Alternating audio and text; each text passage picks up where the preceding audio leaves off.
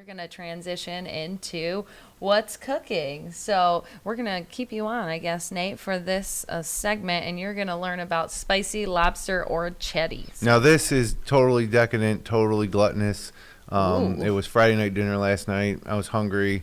Decided to go a little extra. Bought extra lobster meat.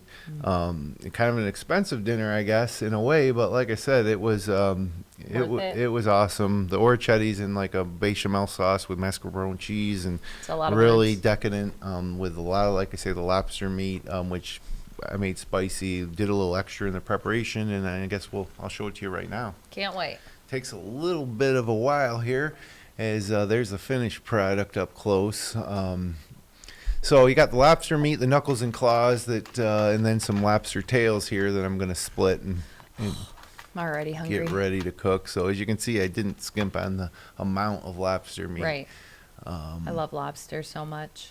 Yeah, me too. So we get to work now on what ultimately would be the thing that makes the spicy lobster spicy. So we got some garlic and this serrano pepper, and I'm gonna also chop up some red fresno peppers, and then I have like one of those spice grinders. I guess it's called like a molcajete. Ooh. And so here, these dried arbol Oh. chilies are really spicy. Throw them in there with some crushed red pepper, some salt, which helps grind it up because it's so coarse. And then we start to get to work like this. And Oh, this you're is- so fancy in the molcajete bowl. Yeah, well, I mean, this was fun to be able to, so as you can see, really grind it down into a dust almost. And then we're going to throw in our garlic and those peppers that I cut, and we're going to start to macerate those down. There's some fresh thyme and some more salt. The salt just acts as like a coarse thing that helps, My niece crush calls this that stuff. princess salt because it's pink. Himalayan pink sea salt. Yeah, I love it. So now that's all mushed down, we get the fresh basil and some lemon zest, and just continue to make this like paste, I guess you'd call it, of flavor and heat. Is this a recipe you are going off of, or No, you're just I kind just of? I said this is what I'm going to do, and I did it. So more salt just to help again break everything down. I think that's what blows my mind the most is you putting all these different peppers and seasonings and things together and knowing that they're going to come out. Well, you could do it a bunch of different ways, yeah. So now I take butter. It's got to be cold. If it's warm, it's going to you don't want it to turn to a liquid as you create the friction with the stone there. And then you just work and work. And believe me, your hand gets a little tired after a while here. This takes a little bit. But you can craft. see it really coming together now. Is this really spicy, garlicky, flavorful butter. And then into the bowl with the lobster. And this is tough too because it is butter, so it's not like it's tough to coat it all. So you kind of got to work it in and you don't want huge clumps of butter. So it takes a while. Then I eventually start using my hands, and you can see finally now it's kind of marinating that lobster meat. And then I'm going to put it in the fridge, and eventually it's going to go out on the grill to be smoked, but not on the grill itself because I want it to sit in that butter when it melts too. A little lemon juice, and that's finally ready. And now everything from this point starts to move a little bit quicker. It's crazy the opinions people have about lobster. Some people are like, it's nothing, it's just blah. And then others are like I obsessed. don't know about that. Hey, George. Too spicy for George. He Yeah, can't have George this. didn't have any of this. He did have some more orecchiette, I think. But so into the fridge, and now we get to work on the rest of the dish. So the orecchiette is going to be super white. The lobster is kind of white too with a little red. So I want to make sure that there's some color on the plate. So they put a little side dish together of onions, peppers, and broccolini. I don't know what you call it, broccolini, but basically baby broccoli.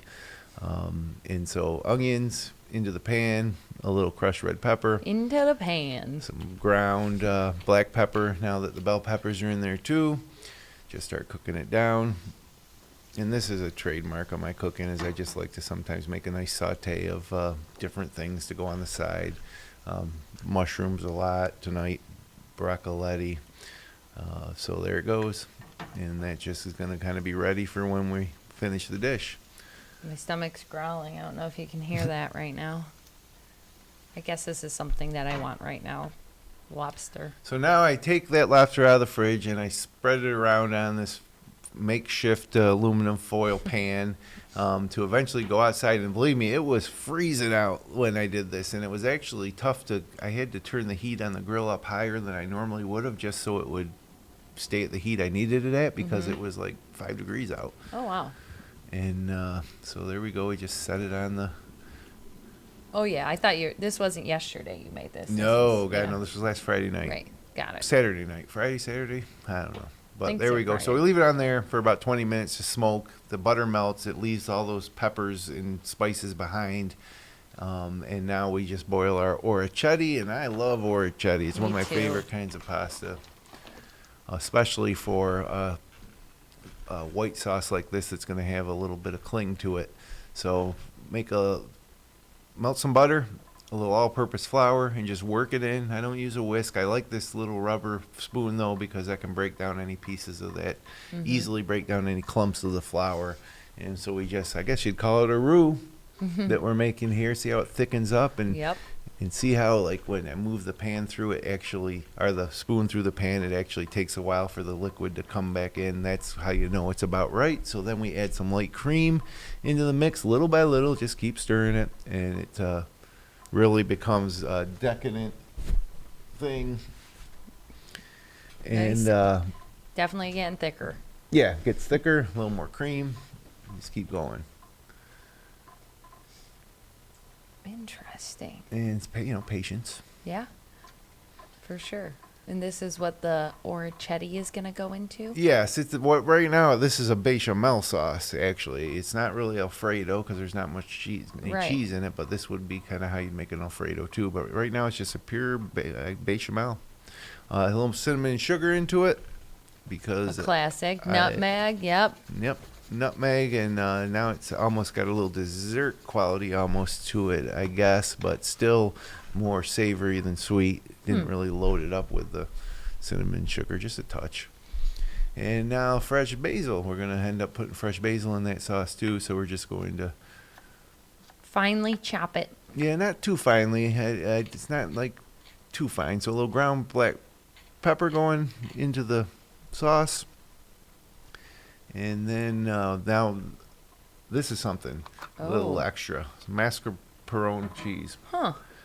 I don't know if you know what mascarpone cheese is. It's kind of like a light cream cheese with a little sweetness to it. So I just start working that into the sauce. And it's, man, I mean, this is not healthy. It's not health food. But you said gluttonous. It's just absolutely delicious. And so now the basil in there, and that's like, I could eat that as a soup. Right. And I would be happy. Dunk some breadsticks in that. That'd be good.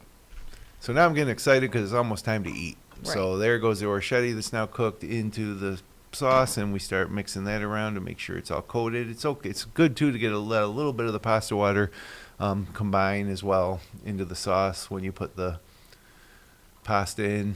And oh, mamma mia, look at that. Is it the size or the shape of the pasta that makes it so much better? What is Pecorino Romano going on top. It's just the fact that they're little little tiny cup bowls to hold a little extra. Yeah, right, to hold a little extra of the sauce. Oh, that looks so good. Now let's check out the lobster. There we go. And again, this lobster was all like it was already cooked when I prepped it. So we're just basically warming it up in the smoker. You can see the butter's melted down and left behind a lot of the pepper pieces, and now everything's good to go. So let's plate it. Time to eat. And I make a serving that's 3 times the size of a normal serving.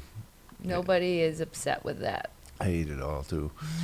So in the middle of the plate goes the orecchiette, and now look at that. That's pretty, right? Yeah. White Christmas orecchiette, vibes. green and red side, and now the lobster. Place that on top of the orecchiette. And I wasn't shy. A lot of lobster. Oh, look at that one. That claw. That's nice. Dang. And then a little tiger sauce, of course, to just finish it. And then a little crushed red pepper.